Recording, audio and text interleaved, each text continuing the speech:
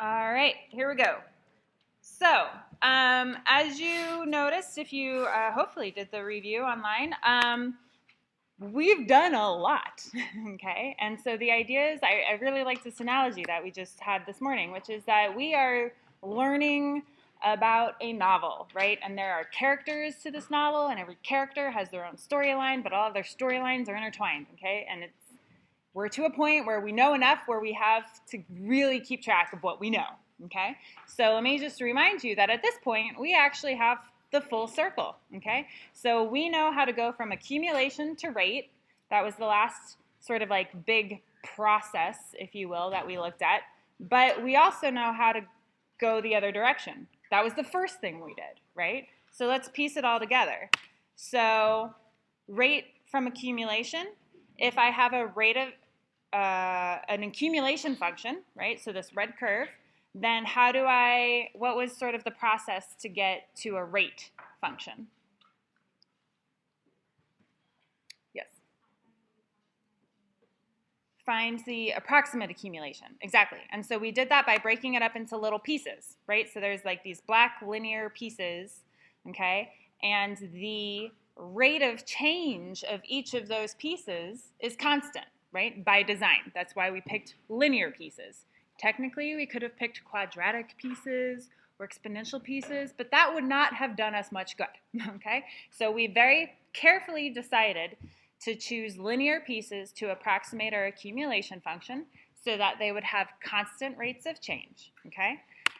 And how do we find these rates of change? How do you find the rate of change over a linear piece?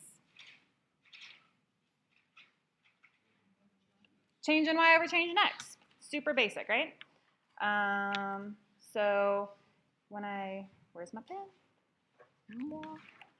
So I can think of, rates of change as change in y over changes in x, okay? Which is different than values of y divided by values of x, okay? So that was something that I still saw people struggling with on the last test. So changes in y over changes in x, okay? And so in order to do that, though, we had to kind of do a little bit of work, right? In order to have like over a given interval, right? So for a current x value, we partitioned up the x-axis, and so we assigned, we created this function to talk about the left end value of the interval containing x, and so we have these points, or ordered pairs, for the endpoints of our linear piece, so that we can use those values to find the changes in y over the change in x, right? But then we said, well, I want this to be better. So let's let the size of our intervals get really, really small, okay? And so when we do that, we get an exact rate function.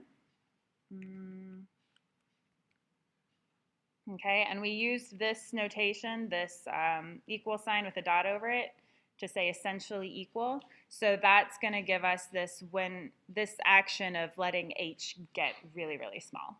Okay. Now, where do we go from there? We also introduced this other notation. So if my original function, my accumulation function, was f, then I can use this prime, f prime of x, to mean the rate of change of f with respect to x. And this limit notation is what you'll see in your average textbook, okay, your textbook, in fact, okay? So, all right, so let's actually see an example. So if I have an accumulation function, f of x equals 3x squared, okay, this is an accumulation function. So in particular, I can think of it as, what? So how did we express accumulation functions in terms of rate of change functions? As an integral of the rate of change.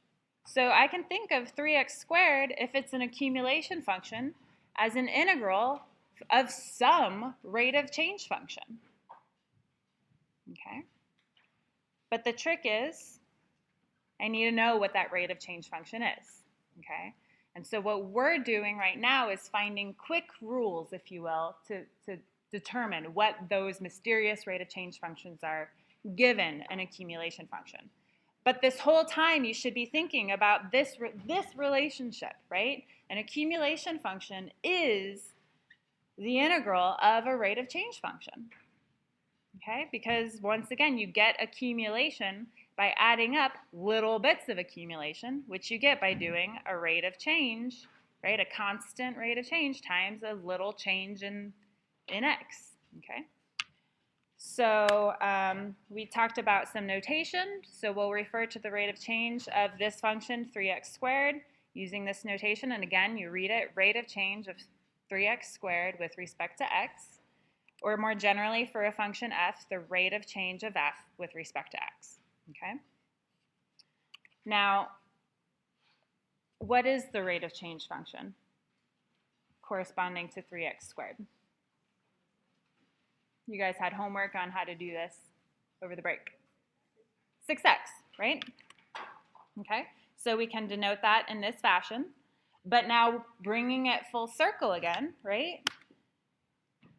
So that's going from accumulation to rate, but let's take it back to accumulation. So I can think of 3x squared, the accumulation function, as the integral of its rate of change function. Okay. And just to emphasize that this is, in fact, when we look at this integral notation, this is, in fact, producing a function because of this x up here, right? It's telling me the accumulation from a to x is going to be a function, okay? And so let's think about this for a second, though. Because technically, if I wanted to, right, or when I do that integration or sort of reverse process, I could have an extra constant there, right? So like when I take the derivative of 3x squared, right, I certainly get 6x. But what else could I have where that question mark is and still get 6x? A constant, right? The derivative of a constant, or the rate of change of a constant, is 0, okay? So just keep in mind, when we do this process, you really have to keep track of a lot of things, okay? So for now, we'll make the choice that that should be 0 so that we can truly have the 6x, or I should say, the original accumulation function that we started with, right? We started with 3x squared, so let's keep it at 3x squared. Okay, so then here's the thing, okay? We now have two notations to describe the same function, okay? So both of these are the exact form of the accumulation function, okay?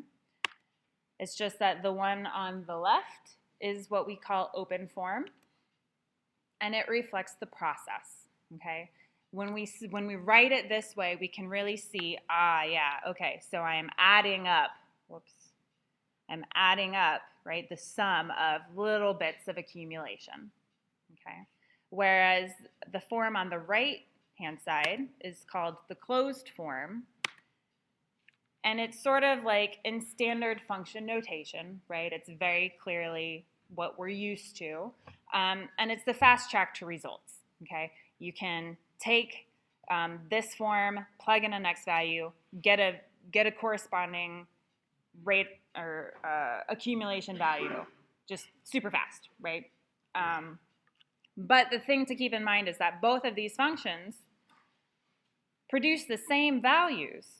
So when the open form process produces a value for f, you get the same value as if you use the closed form because they are the same function. Okay, they both give you the exact accumulation. Okay. So then what about this, right? Because we want to keep track of everything. So we just talked about the accumulation side of this particular function, but what about the rate of change side of the function, okay? So if I wanted to talk about the rate of change of 3x squared. Okay, then this is what I would write. Okay, so the rate of change, so this is one way of writing it, right? Another way that we've been writing it was to say that R of f of x is essentially equal to this difference quotient. Okay, so remember the essentially equal to symbol, this thing right here means this thing over here and vice versa. Okay, and then if we were to actually simplify it and simplify this expression, you end up with 6x. Okay, so then we can do the same comparison that we just did with this idea of open form and closed form with rate of change now. Okay, so which one do you think is which? So I've got two forms of the same function. Which one reflects the process? The one on the left, right? So this is how we, and what is this process? What is this quotient representing? What is it? I heard mumbles. The average rate of change, right? Because these are changes in y over changes in x, right? So average rate of change, and then letting the intervals get really small. This tells you exactly the process of finding the rate of change function. Okay, so we call that, let's answer this question first. Which is the exact form of the rate of change function? Both, okay? So they are both the exact forms. It's just that one reflects the process and the other doesn't, okay? And so the one that reflects the process we call the open form, okay? And the one that doesn't reflect the process but allows you to do things quickly, right, is called the closed form, okay? But once again, the thing to keep in mind is that when the open form process produces a value for the rate of change, you get the same value as if you had used the closed form, okay? Because they are the same function, just different ways of representing them, okay? Okay, so we started finding rules. That was the video from Friday, right? Last Friday, okay? That allows to quickly determine closed form rates of change functions, which are most commonly referred to as derivatives, okay? But so here's the thing, and I got some emails over the break about like, I don't understand some of these questions, mostly referring to the graphs. And I think the problem is that, especially if you've been exposed to calculus before and you've seen this thing called a derivative, it's really easy to forget that the derivative represents the rate of change, right? And that's why we've spent so much time working on building this up. So whenever you're doing these homeworks, keep in mind everything that we've talked about and don't let it all just disappear, okay? Because you know how to find rates of change when you're looking at a graph. I know you do because I've seen you do it, okay? So all right, so all of the rules that we've derived, though, have come from the open form, which again is what? What is the open form?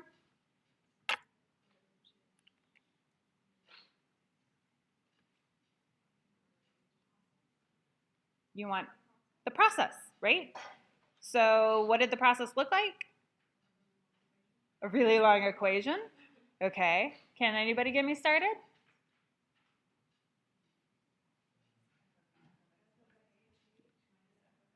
So f of x plus h minus f of x. So there's my changes in y over change in x, okay? And so at this point, I'm going to go ahead and put in the limit as h goes to 0, okay? Because that's part of the process. Yes?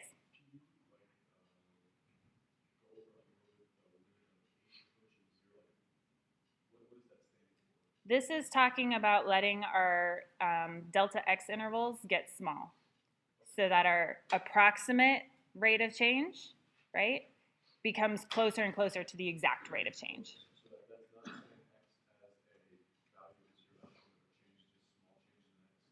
Yeah, this is saying let the changes in x get really tiny. Okay, and so this open form is called the definition of the derivative. So if you go in any calculus textbook, this is going to be labeled in a blue box, right? Definition of the derivative, okay?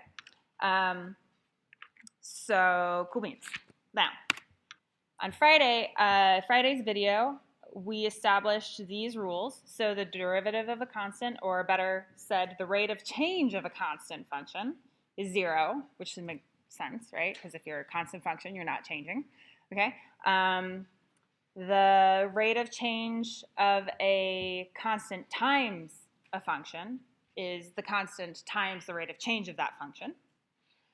The rate of change of x to a power is you bring that power down as a multiple in front times x to the n minus 1. So you lower the power by 1.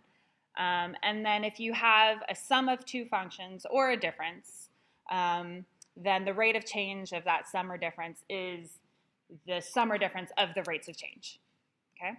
So we established those before spring break. And let's just sort of refresh, okay? So because it's been a while, possibly for some of you, since you watched the video. So go ahead and write down the rate of change function for x to the n in open form and closed form. Take a minute, do that with a neighbor if you need a reminder.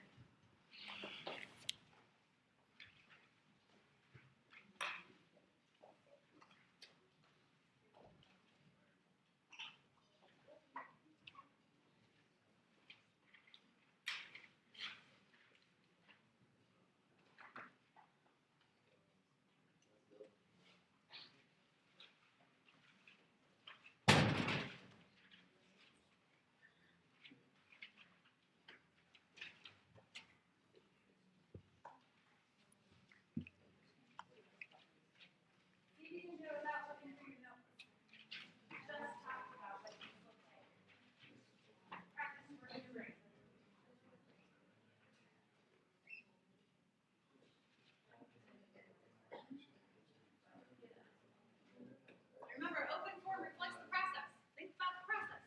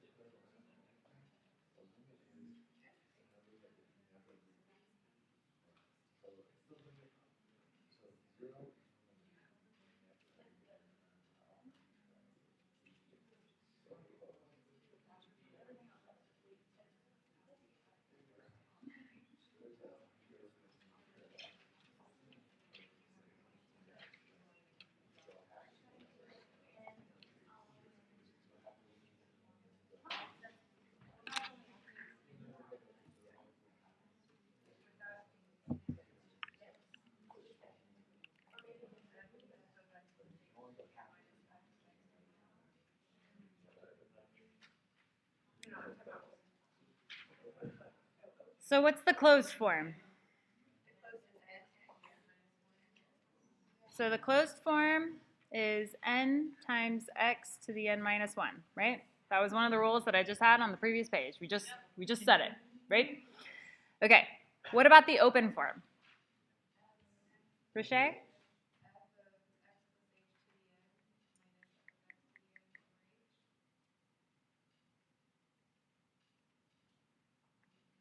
Is this, wait, is this what you said?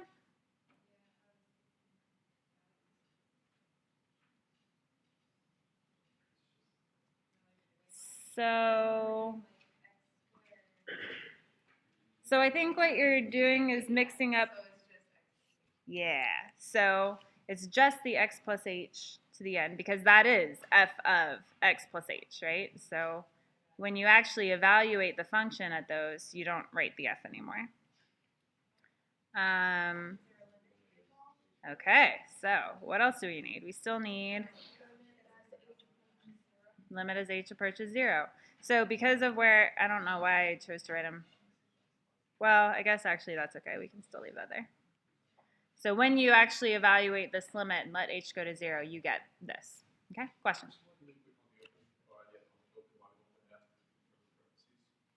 So f of x plus h is x plus h to the n. So when I replace f of x plus h, I replace it with this. Does that answer your question? Okay. Cool. So then, well, I had it backwards. Okay. Now, this is an old slide, so it doesn't have the limit. Sorry. Okay, but there's a reason why it doesn't have a limit, because so when the slide was created, there was a point to be made. So let's talk about what the point to be made was.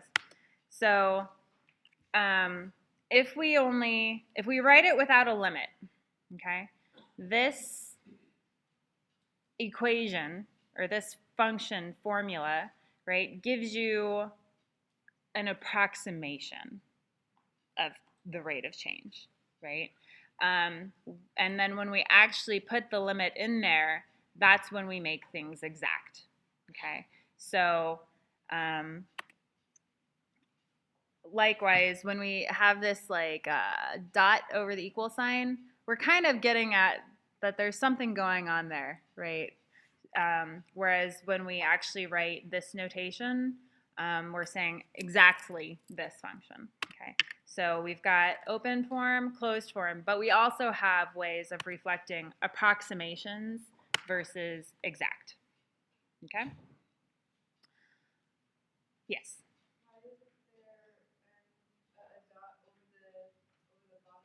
Down here. So this notation, the d over dx notation, is reserved for exact, as is the prime notation. When you see x to the n prime, that's also reserved for exact. Okay? Yes? So if you're writing for the approximate one, well, it wouldn't be approximate, but a limit is where h is approaching 0. Where it's open and closed, would you put like a limit where h is approaching 0 in front of each? Oh, you mean over here, would I put a limit? I would not put a limit on the right under the closed form because there's no h to let go to 0. Okay, so, all right. So here we've got a new function, okay, the square root of x. So what I would like you guys to do is, as quickly as you can, find the rate of change of this function.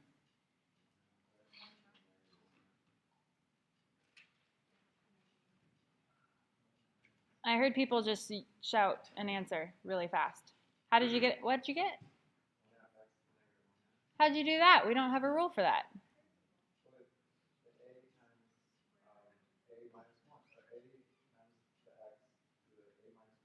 Well, we have n times x to the n minus 1, where n is a whole number.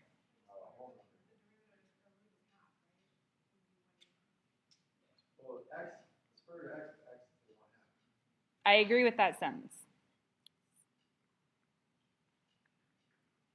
Okay, but we only have a rule that tells us how to take the derivative of x to the n if n is 1, 2, 3, 4, 5, 6. Well, that is a good question, isn't it? How about we find out?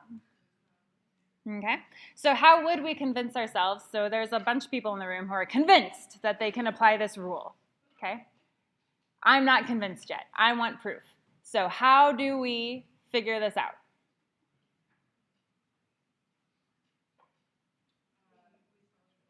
We start with the open form. It's the definition of the derivative, right? So if I'm going to say that this is the, like, 1/2 x to the negative 1/2 is the derivative, well, I better go back to the definition to make that claim, okay? So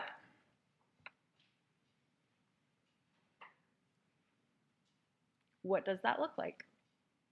What is the open form for this function? I'm just going to leave it like this.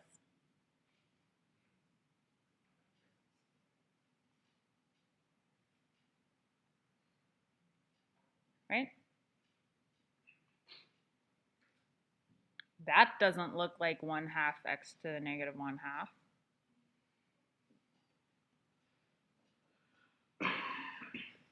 So what do you have to do?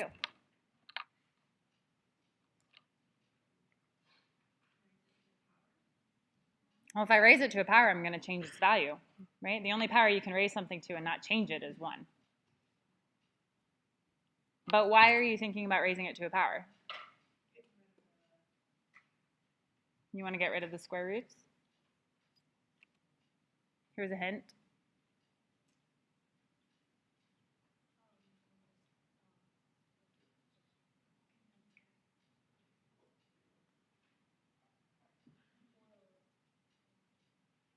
So I can't raise it to a power, but I can, so the two things that you can, well, what? So there's 3 things. We said you can raise a number to the 1 and not change it. What else can you do and not change a number? You can multiply by 1. The other thing is add 0. Okay, but for now, multiplying by 1 seems like a good idea because of what I just put on the screen, right? It talks about multiplying things, right? And in particular, if you square a square root, that's good. On the right-hand side, I've got squares. And I have something of the form a minus b. So what should I multiply by? It's called the conjugate, yeah. So let's see. I think I did all of this in typing. What happens? Yeah, I did. Okay, so that's what I already had written down.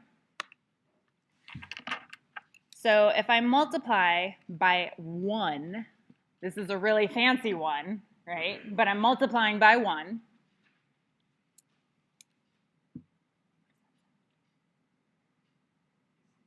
AC? Then this happens, right? So this is using the algebra 2 trick.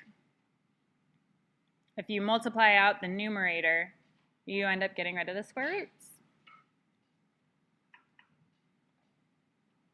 What can you do now?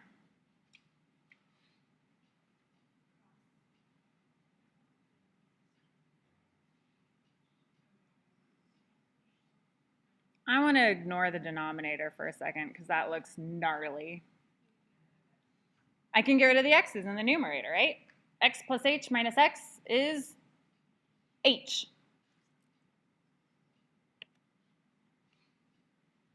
And I have an h on top and an h on bottom. What happens to those? They go away. Now, when you let h get small, the square root of x plus h is essentially equal to the square root of x.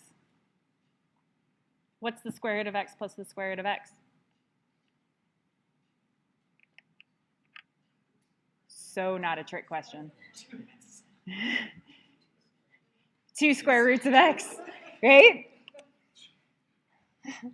So you get this.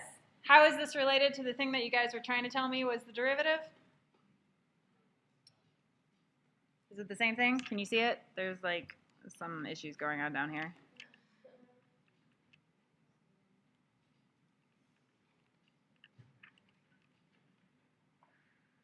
That's just an x. How is this related to what you wanted to tell me? Yeah. That actually is 1/2 x to the negative. Yeah, right? So this is 1/2, and this is an x to the 1/2 in the denominator, right? But that's the same as 1/2 times x to the negative 1/2, right? So we have now proven to ourselves that this rule will work for fractional exponents, okay? So what is this rule that I speak of? It's called the power rule, okay? So it applies to things of the form variable raised to a number, okay? So really quickly, like 5 seconds quickly, tell me what the derivatives or the rate of change functions for each of these functions are.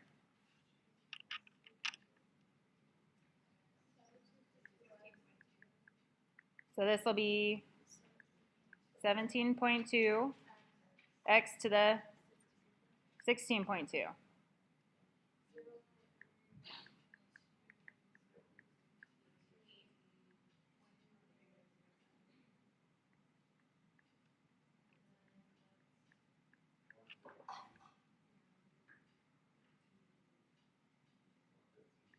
1/5.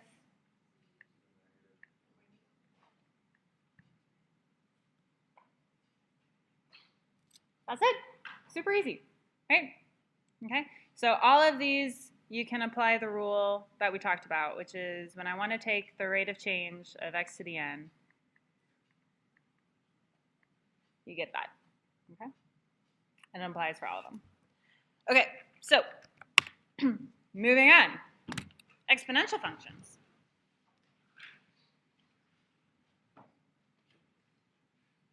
Can I apply the rule that we just talked about to this thing? There's an exponent.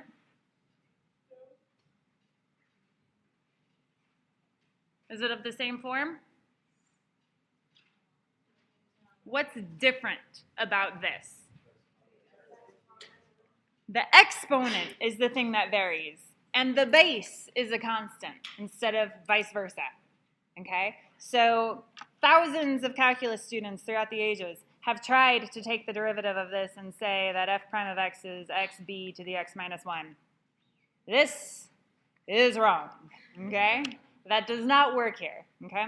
And if you want to prove it to yourself, oh, this is so much fun. Go to graphing calculator and see what happens, okay? So anyways, let's see. So, all right, so how are we going to figure out what the rate of change is, though, for this new type of function, b to the x? Yeah?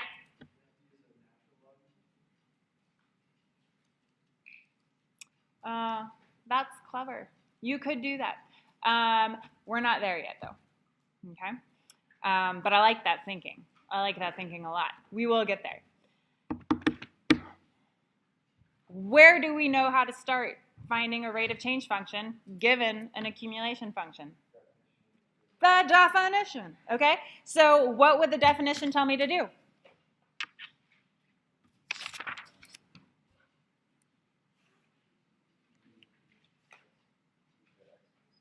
So the rate of change of f with respect to x is going to look a lot like b to the x plus h minus b to the x all over h. So there's our rate of change function, essentially, right? What could we do to this? What's another way to write b to the x plus h?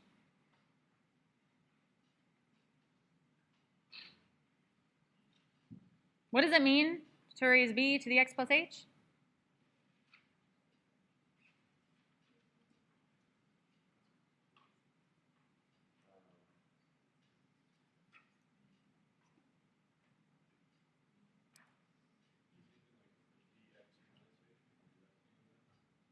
bx minus h. Well, I just want to try to simplify this thing a little bit, if I can. Do something to it, because right now it's just blah.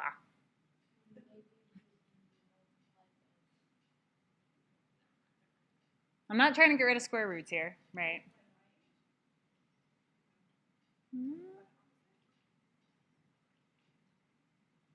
What is another way to write? Do you remember your rules of exponents? Yeah, I could write this as b to the x times b to the h, right? Glad you came. All right, so then what can I do now? In the numerator, both terms have b to the x, right? So b to the x, I can pull it out, and I got b to the h minus 1 over h, right? Well, this is kind of cool. This b to the x is the original function, right? And b to the h minus 1 over h is not dependent on x. So here's the thing, though, right? As h gets really small, right, close to 0, what does b to the h get close to? 1. 1 minus 1 is 0. And h goes to 0. So what's happening inside of this quotient? It's going to 0 over 0. Okay, and we call this in math an indeterminate form. Okay, and it's an indeterminate. okay? And there are three possibilities when you have this case, right? It either actually equals 0, or it equals a non-zero constant, or it's infinite, okay? But remember, we know what we're talking about. We've worked really hard to get there, okay? And so when I talk about the rate of change of f, right, I've got this exponential function. When I think about the rate of change, is the rate of change 0 at any value of, or at every value of x, I should say, for the exponential function? Because if my indeterminate, this 0 over 0 thing, was actually equal to 0, then my rate of change function would be 0 for every value of x. Do you guys have a visual in your head of an exponential function? Right? It looks something, you know, it either looks like this or some variation on that, right? Is the rate of change 0 everywhere? No. Okay? So it's not that one. Okay? Likewise, is it infinite everywhere? Definitely not, right? No. So that means that this thing has to be some non-zero constant.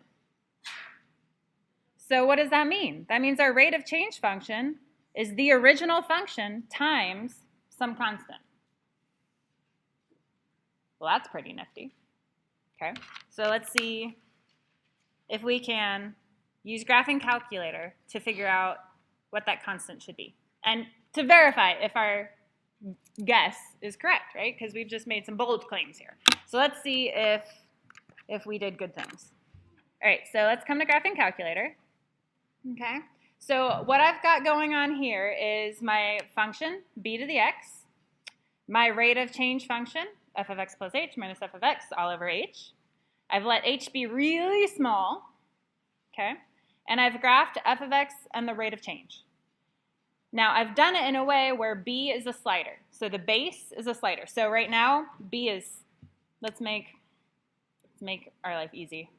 I sort of pre-planned this. Okay, so b is 7.5. So that means that the function that we're looking at is the function, what? 7.5 raised to the x. Okay? And then what? The red function is the rate of change function. And we just said that we think r of x is some constant times f of x, right? How could we figure out what the constant is?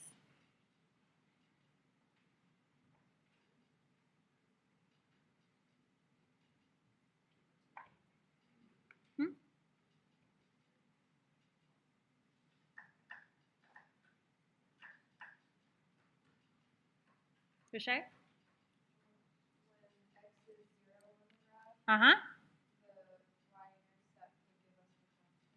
Ah.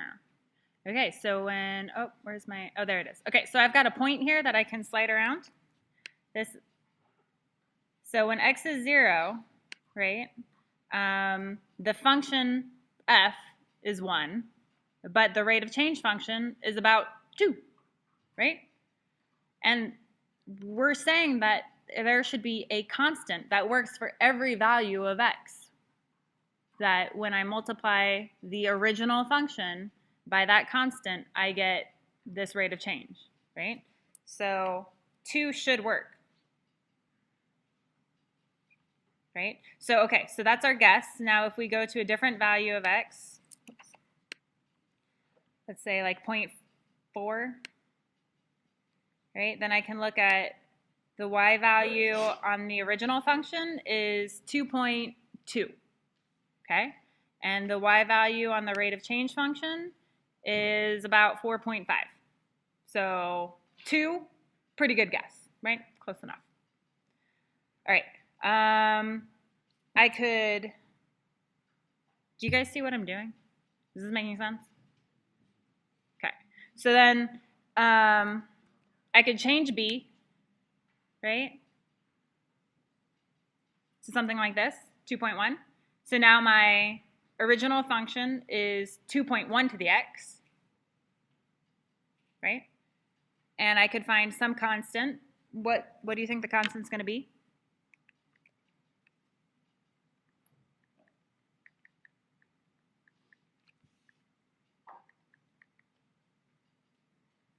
So something times 2.1 to the x should give me the rate of change. So remember, the blue is the function, the original function, and the red is the rate of change. So we could go back to 0. Whoops, go back to 0, right? And the original function is still 1. What's the red function? It's about 0.75, so 3/4. Okay.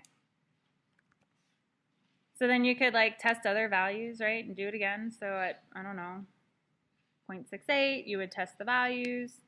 So 1.22 versus 1.65. If you type that into your calculator, you're going to get pretty close to like 0.75. Okay. Now, here's the thing. If I wanted to actually like predict the constant, right? What we've been saying this whole time is that the rate of change is a constant times the function, right? So another way that I could think of this is if I wanted to focus on the constant itself, well, then I could rearrange this equation, and the constant is just this ratio, right? For any given value of x. It has to be the same value of x, right? But for any given value of x. And so notice, down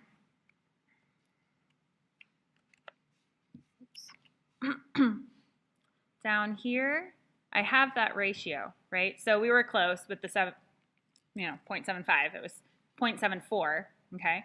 But what I want you to keep track of is when I change my value of b, notice that the rate of change goes from being like bigger, right, where we have a big constant, and then it goes to being smaller.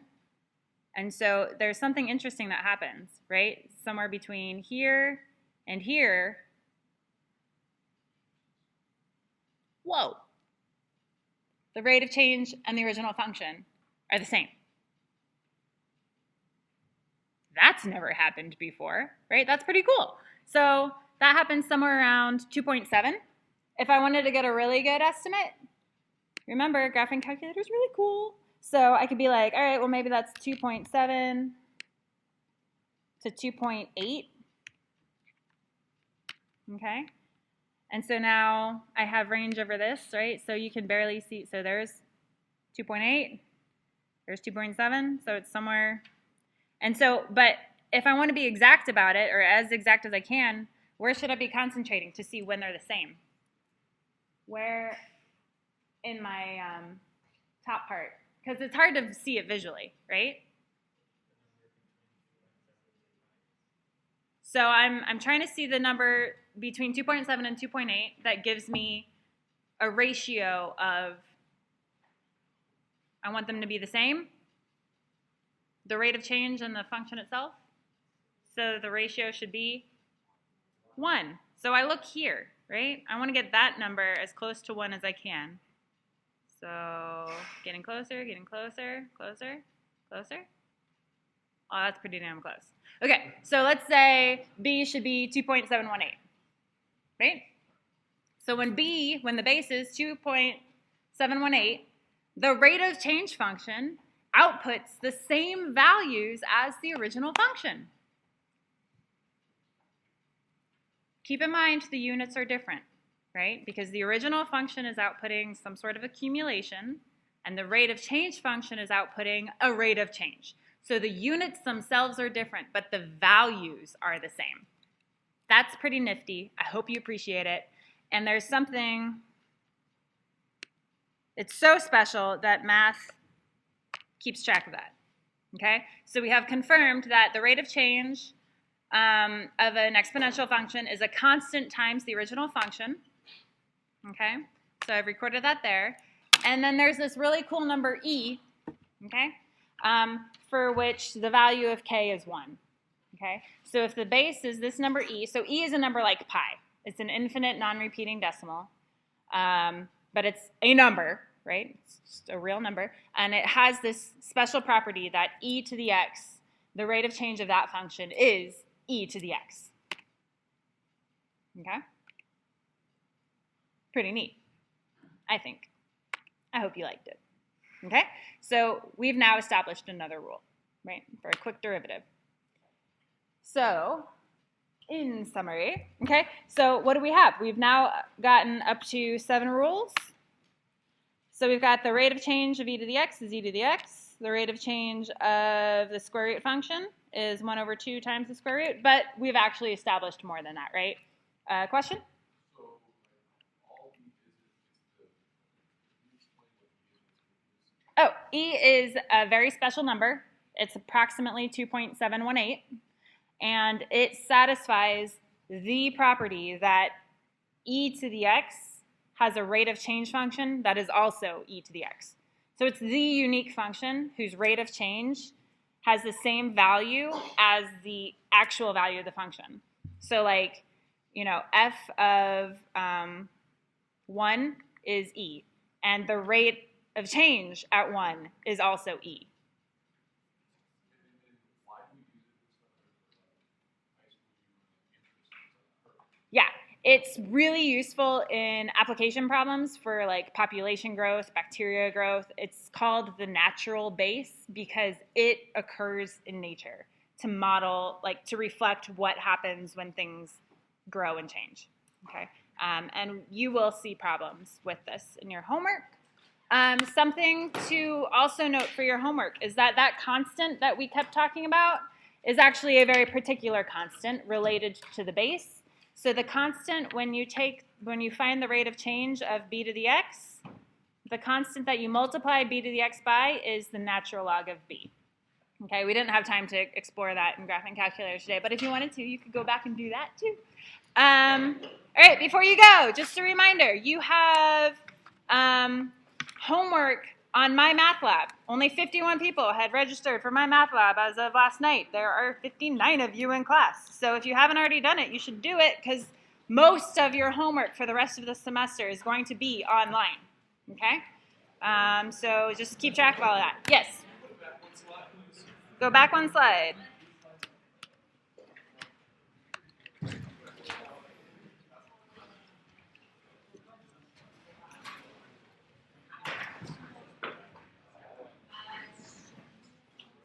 You got it? Yes, thank you. No problem. All right. Let me stop recording, and then we can take care of your